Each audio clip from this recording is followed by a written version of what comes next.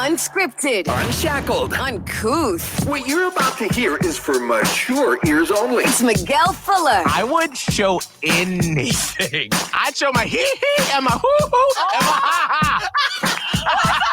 Holly O'Connor. Hey, Daddy, you want to take this to the bedroom?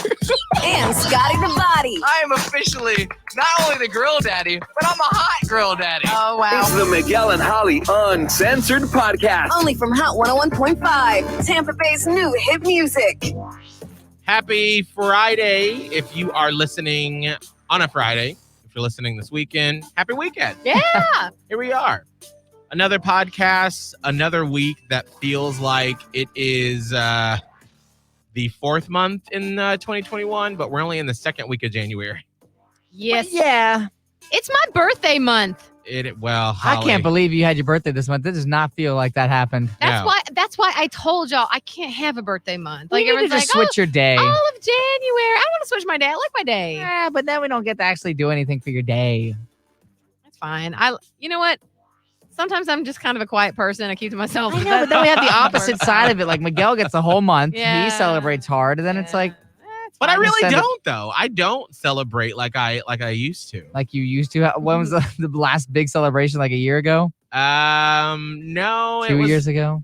No, actually, it was probably when we lived in Panama City, to be honest. No, you have had birthday celebrations. I mean, the last one. I think we always make a big deal about your birthday. We didn't this year as much. no. There was a pandemic. You know. I mean, you still could have celebrated. It was 35, but that's fine.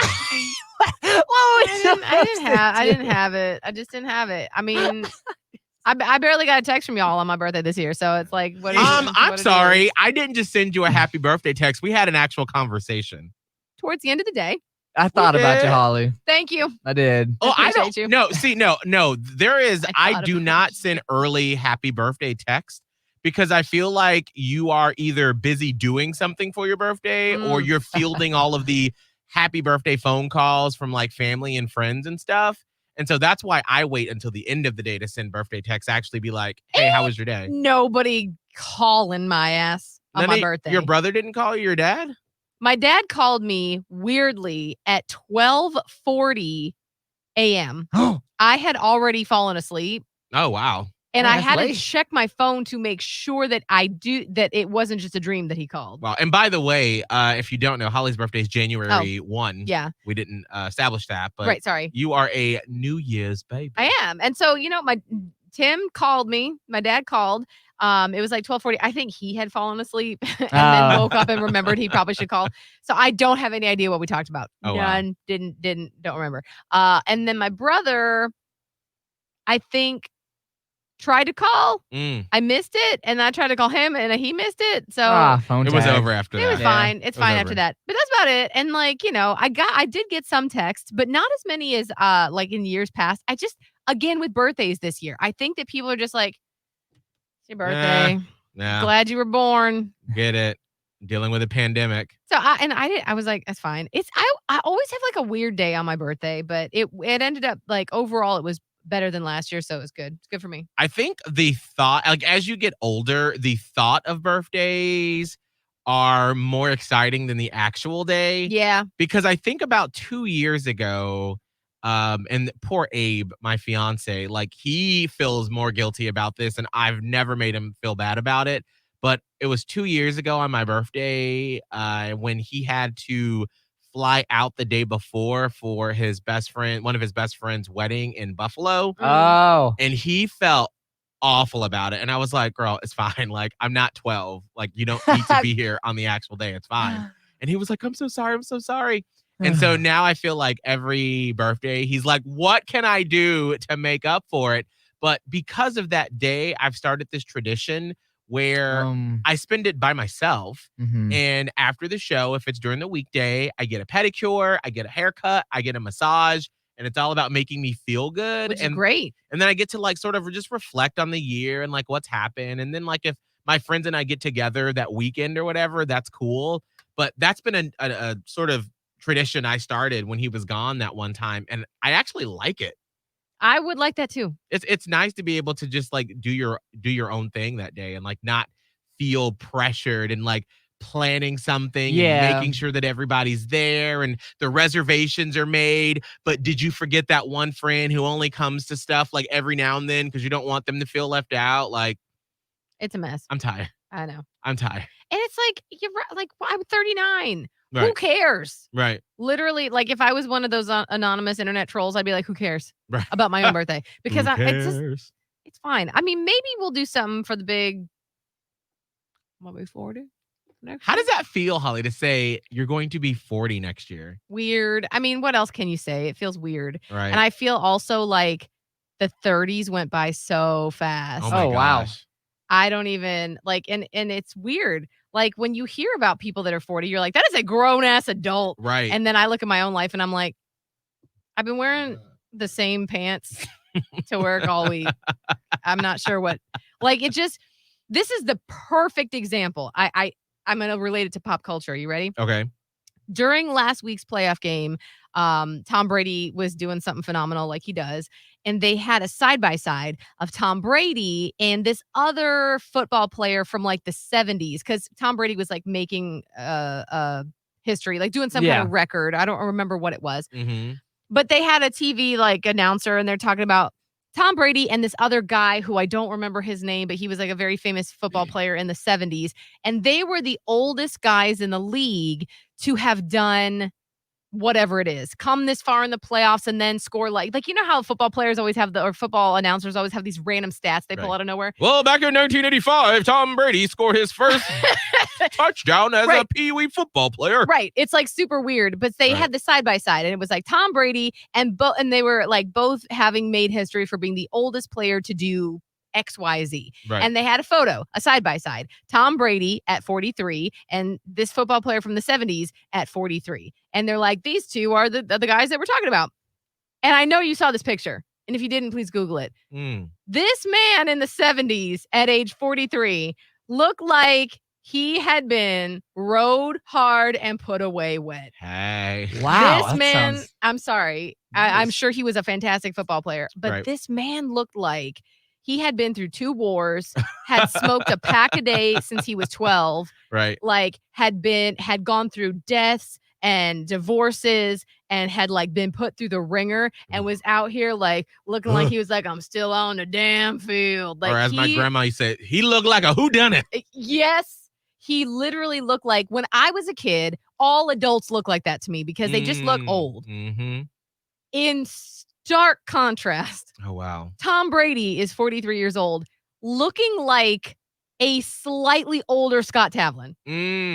Tom Brady over here looking like he moisturizes every day, has eaten 5 servings of vegetables that Giselle has lovingly prepared for him. Which is true. Does not smoke, does not drink, like exercises to his perfection, and looks like a glowing bastion of beauty. And I was like, okay, now see, this is why I'm not afraid to be 40 anymore. Right. 40 in 2021 or 2022 as it would be is not the same as 40 back in the day. No, I mean, our generation has experienced the amount of leisure time and things around us to make us comfortable than like never before. I'm saying, and like the standards of like how to take care of yourself also. Right. I think I was listening to NPR and they were saying that this is the safest time in human history, which means we don't have, we're not fending off polio or, like we have the coronavirus, but we got a vaccine in a few months, when we're figuring it out. It is what, George Blanda? Yeah. Yeah. Right now, if you're listening to this, we also have this posted as a video on our Miguel and Holly YouTube channel, and Holly has the picture of Tom Brady, the old and the football homeboy. player. But it's true because, and especially recently over the past year, I think ever since I watched Outlander in the spring, I've been just obsessed with historical TV shows. Mm-hmm. And I just find living back then so fascinating, like how they did stuff and how they created stuff. Yeah. And so when I look at a show like Outlander, which obviously is fiction because Homegirl goes back in time, Right. Well, yeah. you know, but they still, the author of Everything else is correct. right, everything else, because the author of the Outlander series went through great pains to make sure that it was historically accurate as possible, Correct. outside of girl traveling through time. Right. But the details about history are spot on. Right. Whereas, like, we can get in the car and we can drive up to Atlanta, and outside of a possible car wreck, we're going to be okay. Yeah. Whereas if this were 100 years ago and we tried to go from Tampa to Atlanta, there would be dirt roads. Like, we would be, robbers would come and get us on the, in our horse and buggy. I don't mean to make light, but like how in Oregon Trail you would get dysentery and die. Right, right. Why do you think that's a thing? It Right. was a thing. Whereas now we're safe. And so when we get to the age of 40, we look still young because, I mean, in all honesty, we haven't done that much physically. Can you just look at this man's face on there's a YouTube. Okay. This 43-year-old man in 1970 looks like someone's, grizzled Granddad. old granddad. Yes. And then you bring it over here and it looks like, oh, hey, Tom, how Yeah. you doing? That's literally the difference of, our generation and back then, which makes me wonder, though, when we exciting talk here, Oh, yeah. but because we're living longer and we're healthier, how much money do you need to live after you finish working? And how long do we have to work? That's a good question. a I haven't lot. thought about that. Right. Oh, wow. And keep in mind the normal age of retirement nowadays is what, 65, yeah. So that was a little more applicable when people were dying at age 70. Right. Not that they should have, but Right. just bear They with just me. were, yeah. Mm-hmm. So now it's like, okay, yay, 65, I'm going to retire. Mm-hmm. Do you have enough money saved up to live for possibly the next 35 30 to years, yeah. 40 years without working? No. And the people that got kind of caught in the middle are these boomers, which are like my mom, for example, is a boomer. Mhm. And, that's what they did. They put in their time and they're like, well, I'm going to get to retire at 65 and not do this job I hate. Because spoiler alert, most of them hate their jobs. Right. They didn't get to do what their passions were. No, they didn't even know what their passions were. They were just No. like, you better get to making babies and working. Start working. And then when she retired, it was like, well, now what do you do? And she's like, well, I'm going to take care of my grandbaby. And she did. And now Mhm. she's 7. And my mom's like, so I don't have any money, not much. I have Right. some, but it's not enough to do something with. Right. Yeah. So it's like you have to work longer than that. And Ah. you better be in a place that you love, because who wants to be going to a place they hate at age 70? Right. I mean, and that's one of the reasons why I am so fascinated by financial literacy and just learning more about it, because it's so scary when you think about it. Like, if you don't do what you need to now at 24 for you, Scott, me 35, you, Holly, for 39, then when we do get to that age, whenever it is that we can retire, then what are you going to live on? And these are things that people don't talk about. Right. But that's always on my mind. Like, the first thing I do when I wake up every 2 weeks when we get paid is I log, literally my alarm goes off. I get my phone, I rub the stuff out of my eyes, and then I look at my bank account to be like, all right, is the money there? Be it up to wherever it needs to go, and let's make sure that we're okay, because it's like, I just always want to have that security. Peace of And especially when you grow up poor and it's Yeah. what it's like to not have it, you don't ever want to go back to that. No. And so it's like, I will fight tooth and nail to make sure that I never have to go back to how it was before, because it's not a fun way to live. Oh man, it does stress me out. Like, we're dealing with that with my mom right now, and this is not a fun topic of conversation, so I'm just gonna wrap it up quick. But No, it's a podcast. That's what it's for. I'm really now starting, and it just, by the way, it's very overwhelming. I did not ever plan on having to deal with all this. Right. But so I want to move my mom into this independent living facility, and I don't want to just move her into a 55 and up community. She needs an independent living facility that can transition into an assisted living facility, because she will need that eventually. Right. She's not altogether there are some cognitive deficits there. I know there are, and I just don't know how it plays in exactly, but Yeah. regardless. So I'm looking, and it's tricky because some of them are okay, possibly affordable if you've got some money, but what level of care are you getting? Like, how decent are the places? I Right. saw that when she was in an assisted living facility. She was in 2 of them, and I'm not gonna lie, one of them smelled like pee. Oh. Yeah. Why do I hear that Why? a lot though? Like Why? with certain ones where the living situation is just It's like, do not you people great. not realize that it smells like a hamster's cage in here? Like, what is Right. happening? What is happening? Right. And then, so I'm fully aware now, at least, that this stuff happens. So it's like you don't want a cheap one, and Yeah. the people that work there are like making minimum wage. Maybe they're not in a good work environment, and they don't care that much about your family. And they turn over. That's what we experienced with my Oh, grandmother Yeah. at one of the hospitals Yep. when she got sick in the fall. Is one of the ones she stayed at.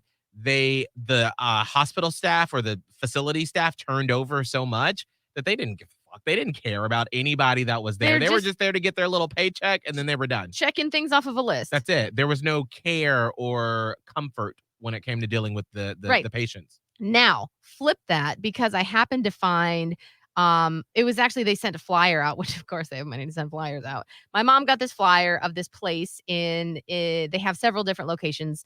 One of them is in St. Pete, which would be perfect because I want it to be close, right? So that Right. I can go there at least once a week, maybe twice, and like check on things and help her with her medications, whatever. Yeah. And so I was like, I'll look at it. I Googled it. I hit their website. It's amazing. Now, I haven't been to this campus, Yeah. Okay. but everything about it is like, yes, like that. Even they list something on their website that they did not even have in this other place that she was at. And they like list all these different things that you don't even think of. And they're like, they've already thought of it. And I'm like, oh my God. And it's beautiful. I did like a virtual tour. And then look at the floor plans. And it's got one of those things where if you kind of like age out or whatever it is out of independent, can move you into assisted living. Yeah. And then it becomes like end of life care. It's like, Mhm. this is it. Right. Then I get to this one page about like, schedule your consultation, which I never want to do yet because then they hound you and I don't want to be hounded. You get phone calls. Where you at? Where your mama at? What's going on? Bring You her gonna now. pay? Come If on. you don't think that's for real, they do. Oh, They will yeah. be like, where your mama and them? Where they I'm at? like, no, I'm not ready. Where that check? So they're like, okay, well, this is not starting at $1,900 a month. And I was like, I could figure out a way to make that work. I Right. think I could figure out a way to make that work with a minimum down payment of an entry fee of $58,000. Ah! What the? I was like, Well. sorry. What did you Well. say? Well. Did you say $58,000. I'll just reach in my back pocket really quick. Oh, girl, who got that on? $58,000? I was floored. And then I Googled it to make sure that I was like assuming that meant that we give them like the down payment of a home.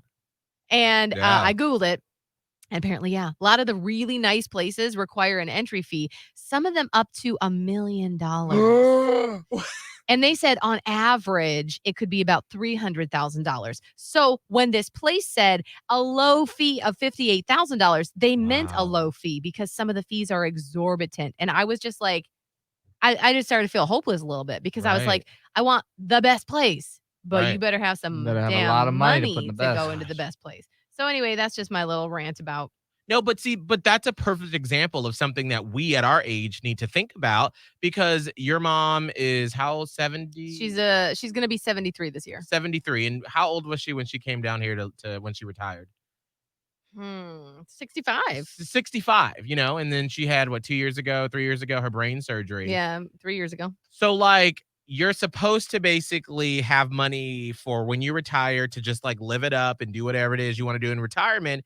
And then like as you get into that age where maybe your mental capacity diminishes or physically or whatever the case may be, then you have to pay for a facility. So it's like you're talking about a lot of money that you have to be able to have for that age when Yeah. you're older.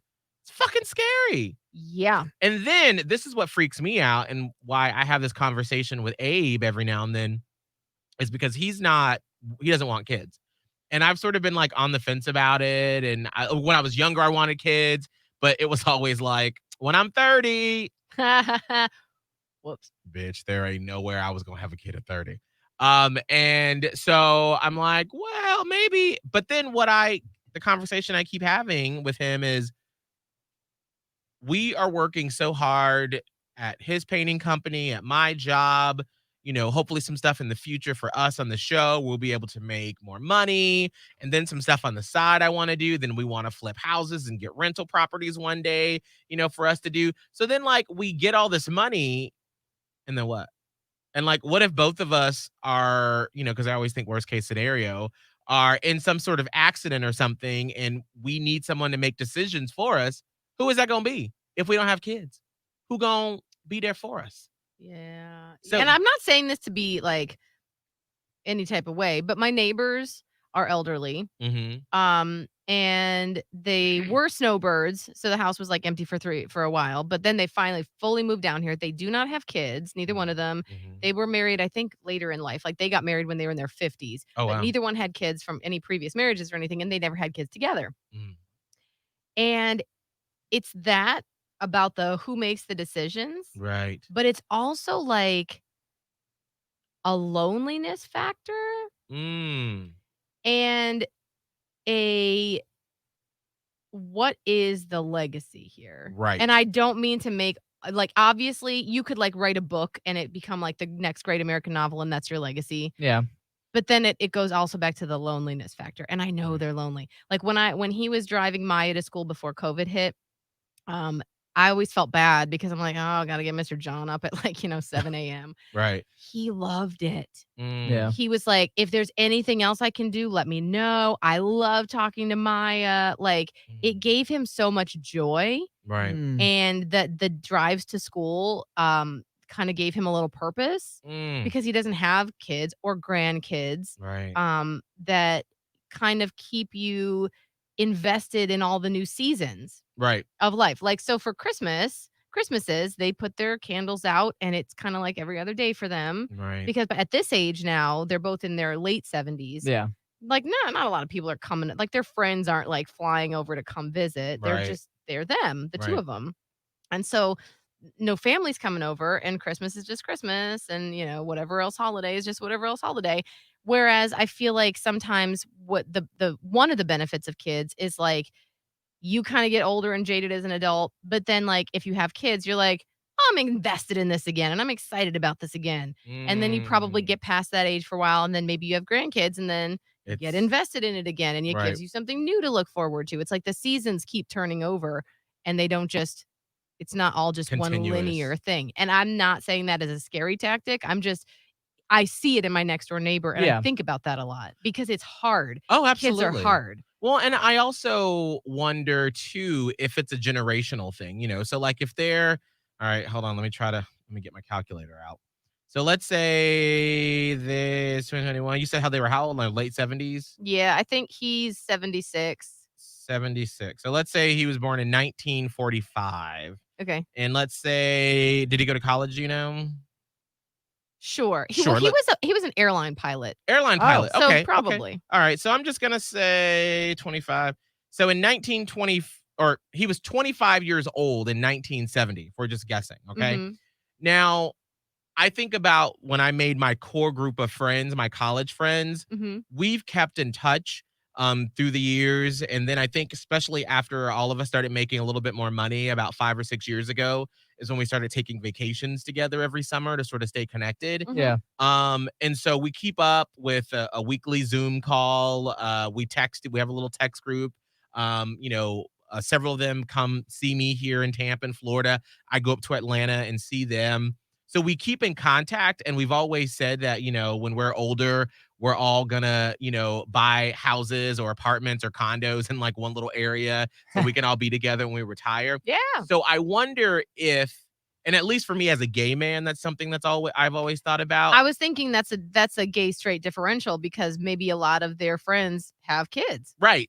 Or That's true. right. And so they sort of separated at that point. Whereas we've kept this tight bond throughout this entire time to where even if I did get kids, that would just be Uncle Brandon, Uncle John, Uncle Calvin, Uncle Right. Andrew, they would still be a part of the life. But we have already said we're going to be together. And I think gay men have always done that. I mean, like, if you ever go to Wilton Manors, Fort Lauderdale, it's really interesting to go there because you get a sense of like what life is like for older gay people. I have a couple of friends that live down there, and they have like several like very upscale restaurants that we went to. No one in there was under the age of like 55 except for us. Mhm. But like they had their like social groups that we have now, Yeah. because it's like you have to sort of look forward and be like, what does my life look like later on? What am I doing with this money and everything, that I've built and worked for this entire time? Right. So it's something that I think about a lot. But I also think because Abe has a big family that we are close with, Yeah. that like his younger brother, when him and his girlfriend, they'll get married and probably have kids, and we'll adopt them and be like, hey, come on, y'all come visit us for the summer or for a couple weeks in the summertime and stuff like that. Yeah. And that like maybe that will be like our extended family, that'll take care of us when we're old. Maybe. Maybe. Probably not. I don't know. It depends on how close you get. I Right. mean, I don't know. You don't really, you're not that interested in Maya. Oh, absolutely. But girl, Maya's got to take care of you. She got her daddy. I know, but like that's what I'm saying. So like you got to reach out to those kids. Right. Well, when they have them, yeah. They They don't have them now. right. Oh, Yeah, He may no, not no. even be with the same girl. We don't Not even necessarily. know any part of that. I I'm feel just saying as a quick tidbit Mm-hmm. for the future. Right. No, that is very true. And I feel like by then we'll be in a better place to be like, hey, like let's hang out and have fun. I feel like right now we are in that stage of life, Abe and I at least, where probably a lot of our parents were back when they were like 21, 22. Which is a great place to be, by the way. It is. Like, I think that's a great place to be. Right. And you should enjoy that. It is. And it's so funny when we talked to Abe's dad, and I think we were talking about, because we had contract negotiations and stuff happening last year, and we were talking to his dad about it. And his dad was like, well, what are the figures? What's going on? And he was like, he was like, I didn't make that till I was like in my 40s. And I was like, but wait a minute. The house y'all are in now, how much did it cost? Like, they live on Lake Erie. It's different. In a nice house that's probably worth over $500,000 now, but they haven't had it assessed. But like when they bought it, I think it was like 90,000 or something like that. It was back probably in the like day. 75. Right, Oh, like how wow. much was your mom's house in Ohio when she bought it? When she bought When it. y'all were young. Okay. So they built it. Okay. They And built- so okay. first of all, my mom's very first house, when they brought me home from the hospital with my dad, they paid $30,000 for it. For a house? Oh my yeah. gosh. Oh yeah. Wow. That's what that was in the 80s. Right. In Bedford, Ohio. Right. And then I don't Oh. know about the middle house, like where my dad still lives. I don't know. But when they built the house that I sort of went through all my like teen years, and like that, I consider that like my house. We don't have it anymore, but Yeah. so they built it for about, let me think, probably about $60,000 between 60 and 75. They built it. And that Wow. was a big house. I mean, I It was there twice. Yeah. When you got married. Houses are cheaper up north though. In Yeah, the they are. suburbs like Oh, that. yeah, Like we yeah. can't compare it to Florida. Yeah. It would No. that same house would be like hundreds of thousands of dollars here. But when she sold it, and God, don't ever put her on this topic. She expected to get like $120,000 for it. Or no, Mhm. wait, what am I saying? Yeah, she expected to get like a lot of money for it. Right. And then when she didn't, I think she didn't even break $100,000 when she sold that house, because she had a bad real estate agent that was like, but this young couple that's buying it, you need to give them a deal. What? She's very I'm sorry. They bitter have the about rest of that. their lives to make money. Like, Oh, that's your yeah. mom. Sorry. Yeah, Like, it was. It Don't was- get her started. She will. girl, I'll get started for her. that's That's a trauma for her. So like, that is abuse of power. Like, that's horrible. it was bad. So yeah, she didn't even get what she wanted to get out of it. But Wow. that's the thing. It's cheap. It was especially cheap, and they built it in the 90s, and that's what it was. Right. So like yes, and stuff has continued to go up. But it was a nice house. Mhm. It was like a nice big house that It was like the decent, growing up and everything. But it was cheap to build because of Wow. where it was and because of the whatever. But yeah, so it's like the cost of living was different. So of course Abe's dad wouldn't have been making that at that time in history. Right. And that's why I feel like, and then just to circle back around when it comes to politics, And the people that are in elected offices that decide like what the minimum wage is and what all this stuff is, like these are people, a lot of them are in their 60s and 70s, and they're in their sort of sunset years, and they're making decisions for us now when we have all this time in front of us to be able to make money so we can live comfortably later on. Mm-hmm. We got to take control of that. We got to run for office and you got to vote and all that stuff. And that I figured out like why it matters so much when it comes down to like even your like county seat or like your city person or whatever. Because does your mortgage go up every year?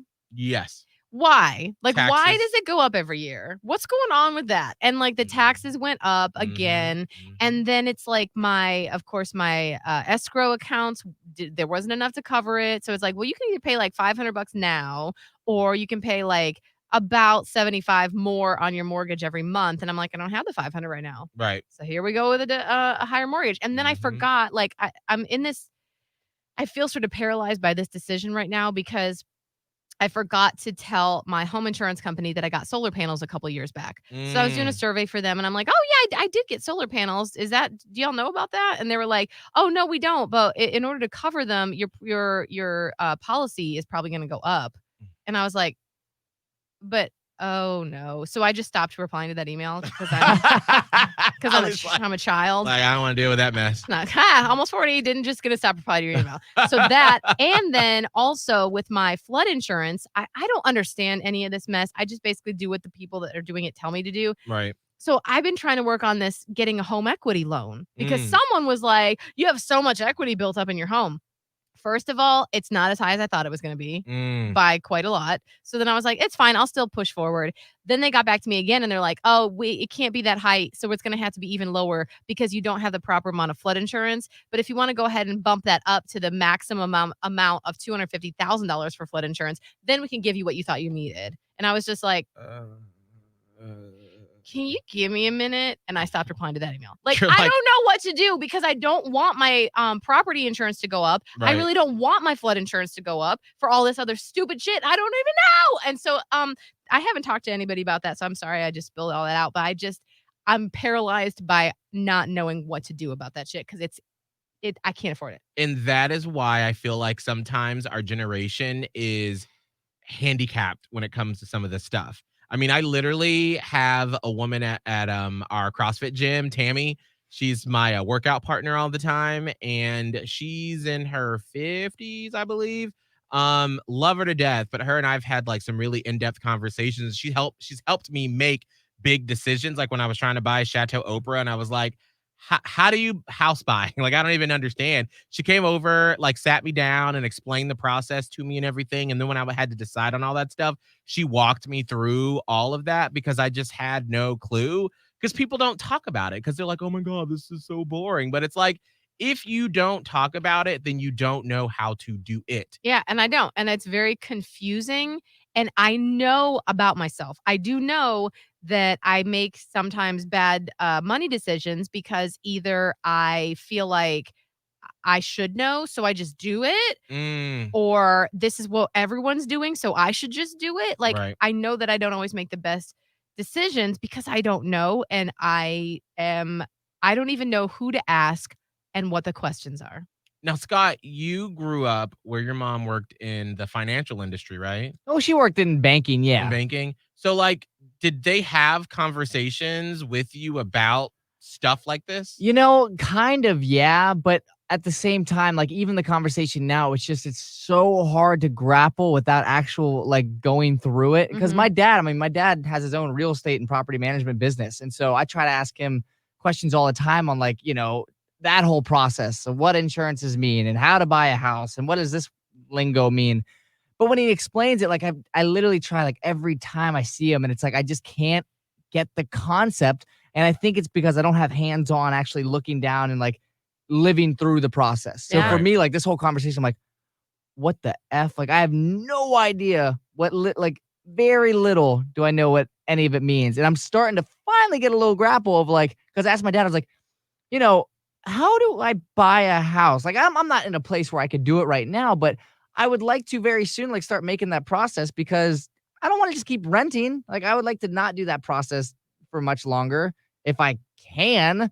But what do I need to do to slowly get there? And he started to kind of explain, like, well, here's the house value and here's the percentage that you have to put down. And you have to, I was like, okay, just like ballpark it for me. Like, how You're much like, money "Nah." would I need to put down to start at least getting like, a house? And Start saving now. I'm trying. I literally am. Like, that's a conversation I had with a friend yesterday. Where I'm like, I would love to do that because I have friends right now who have houses, and I'm like, I don't know how that's people so cool. like. I don't know. I don't know. At 24? Yeah, Yes, 24. 24, 25, 26. I'm like, Wasn't even in my. that's crazy cool that I'm like, okay, if you're, well, I guess, see, again, this is where it starts confusing for me. Like, paying a mortgage is like, like a ballpark, like how much a mortgage is. I don't know. Like, is it like rent money? Is it like, Yeah, it's like rent, but it just depends. but you're like, at least for me, it's like, I would love to do that, like rent, mortgage going toward a house. Yeah. If I Right. can, because if I can afford, if the mortgage is the same as rent, but I guess you need to be able to actually put a down payment Well, on a and house and that's- get a mortgage. That's the problem. Is Yeah. that you need to have that big chunk of money to put down at first. And then, because they're like, oh, buy a house. Like, it's cheaper than having rent. Yes. But you got to have, depending upon what size house you want, $20,000 to $30,000 to $40,000 to $50,000 to put down as a down payment. And Yeah. unless your parents are like gifting you with money and they Right. saved up to be able to say, hey, here's a down payment. Here's your down payment as a gift, then you got to start saving now. Yeah, and that's what I'm very lucky that my parents did that. But on the other hand, I was so mad at my mom the other day because, and again, she's not well, and I remember this, but like, she's talking about giving my brother some money for his wedding. And then I was agreeing, and I was like, okay, well, I know that you guys helped with my wedding. And I was like, also thinking in my head, it's sort of traditional to help for the bride's parents to pay to Yeah. help with more than it would Mhm. be for the groom. So I'm Right. like thinking about that. And I was mentioning something about my dad. And then, I feel like in 2016, because I bought the house in 2017. In 2016, it was my mom, because I was like, I don't want to pay rent anymore. This is stupid. My rent was going up. She's like, you need to buy a house. And I was like, oh, that sounds like a Oh. lot that I'm not interested in doing at all. That's a process. And she sort of pushed, like, literally, this is before I knew the issues that my mom and I have together. And I was just like, she's going to make me do it. And she did. She made me do it. And I went through the whole process, which it moves a lot faster than I thought it would. Oh, yeah. So once you kind of have that first meeting, then it's just suddenly the snowball happens. And then you're like signing papers and you're like, holy shit, I have a house. Right. And I even asked her one day, I'm like, well, what? Okay, that's all fun and games. Cause she's like, buy a house. You need to buy a house. I'm going to use some of the money that I got from selling my house, and we're going to make the down payment. Your dad's going to give the rest because he's better. And I was just like, this is a lot, but okay. Cause I just would do what my mom said Yeah. for like until I was in my mid to late 30s. But even then, I went to her room one night and I'm like, listen, Ma, what if like the roof blows off? What does one do if Mm. one owns a house? And she's like, well, your family would always help. And I'm like, that was the advice? That's the answer. that's Well, I'm the gonna call answer? Auntie Pearl and be like, hey, I need some money for my roof. No, that is not valid. And she told me that was what happens. And that bitch lied. That is not what happens. So I'm like, then she gets into this whole thing about money and whatever. And she's like, well, we gave you money for this down payment. And I was just like, Oh. I know. Mm-hmm. Don't think for one second that I'm not grateful or thankful or whatever. Right. I am. Right. And then, and she's like, and you think your dad gave so much more than me. And she's got this whole thing going on with my dad. And I'm like, I don't think that. Like, I was Yeah, so worked out, angry yeah. the way that it worked out. And then after she went, I was like, it's like a catch-22. She's the one that told me to buy the house. And she's the one that like pushed me to do this. And she's like, we're going to help you with this down payment. And now, like, are you possibly holding this over my head? Mm. I'm like, I wish to God that I hadn't taken that money and I was Right. still renting. I would rather be renting than deal with this weird turn of events right now, Mm. because I'm like, I will pay you back. Right. I don't know how I'm gonna pay you I'm back. gonna Like, say I simply installments. don't. I Yeah. simply don't have this money. Like, let me add another fucking thing to my life that I don't need. But like, if I could, or if I can even start, I would want to, because I'm like, I don't need this. Luckily, like, I don't talk to my dad that often, but like he's never brought that up. But I know that she's like, for some reason, is stuck on this money thing. And it probably has to go back to the story I already told about how it's like $58,000 to move into this place that she wants. And she doesn't have it. I don't have it. Nobody has it. Right. I don't know if she's like, shouldn't have given her the house money or something. I don't know what it was. But even that, well, like the house money wouldn't have even equaled $58,000. Right, Like no. it wasn't, it's not the same. Right. But I'm like, it just sucks to be in this position of like, what do you want? I did what you said. It's like every time it's like I did what you said. And somehow there's like all these other consequences that I didn't prepare for. Like, for example, and you've been through this, Miguel, when your air conditioner goes out, you're like, oh, suddenly I now owe $5,000 that I have to come out of go, where does it come from? Here's another bill. And so because I get nervous and because I don't want people to think I'm poor, I think I might need to work on it. I'm going to write that down. I usually will just agree to pay things because I'm afraid of people thinking I'm poor. And I think that relates back to my childhood when I was poor. No, it's true. I don't. Okay. That I'm is just going to bring something. that up with therapy. Sorry. She's like, hold on. Let me make my therapy note. Boop. And okay. So I don't want people to think I'm poor. So I'm like, I have the money. Even though I don't have the money. Right. So when the guy was like, okay, so it was at $4,900. He took off $100 to be nice. What a deal. I'm a nice guy. Deal. So Thank you, he's sir. like, so how are we going to be paying today? I was like, I'll just, here's my credit card. And so my person after the fact was like, why did you put it all on your credit card? Why didn't you ask them if you could pay in installments? And I was like, I don't know about that. oh, So then like I got really upset and I started crying and then I'm yelling at him because I'm like, you don't even know. I don't. And he's like, okay. So he called them and he's like, hey, so he's so good on the phone. He's like, he just called and he's like, I mean, the man mentioned something about installments. The man didn't mention something about installments. And he's like, he mentioned something about installments, but we put it all on the card. And I wanted to know if we get like half of that back and then pay the rest in installments. And they're like, oh, actually, yeah, that's great. That's fine. You can do that. And I was like, oh, so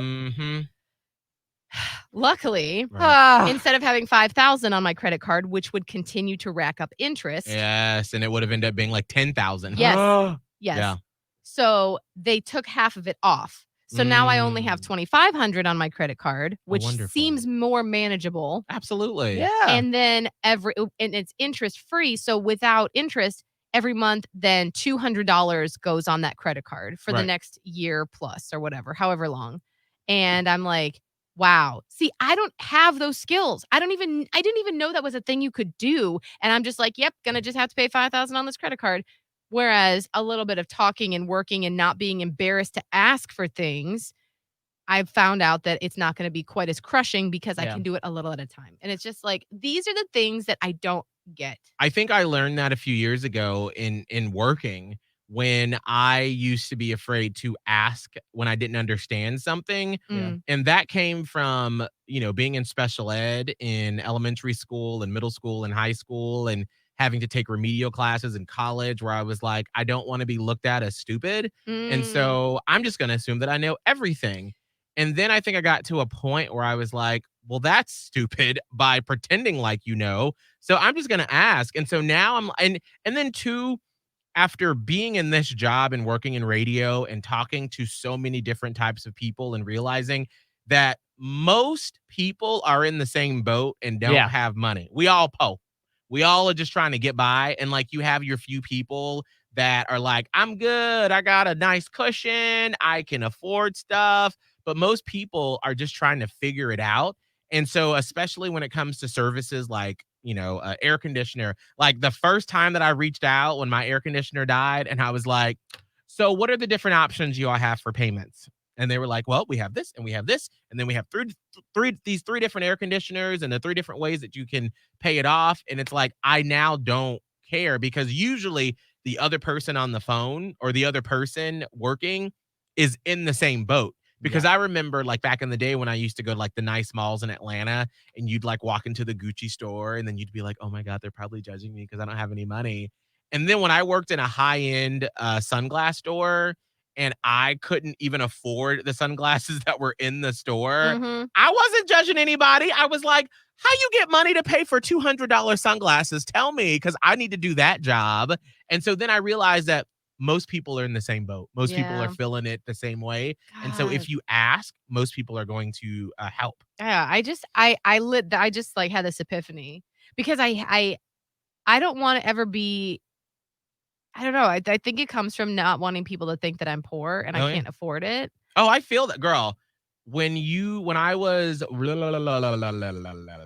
10 years old or 9 years old, we lived in Denver and my mom went through a really tough time where she was dealing with some depression and she had lost her job and we were on welfare and she would send me to Kmart that was like across the street from our apartment complex and she would send me with rolls of coins Mhm. and I was always so embarrassed to go and pay for stuff. And I will never forget when I went and I had on one of those starter jackets and Oh, yeah. it was the Denver Broncos. We lived in Denver and I like had my hood up and I had like $6 worth of pennies rolled up and we had to buy laundry detergent.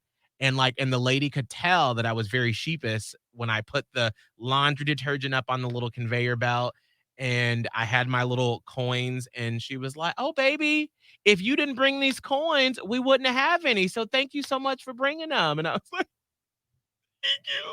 I'm Yeah. so embarrassed. Yeah. So I totally feel you because and especially after college and when we first lived together, Holly, and when I was making like nothing and my card would get declined a lot of times, or you'd have to pay or you'd have to play a debit card roulette.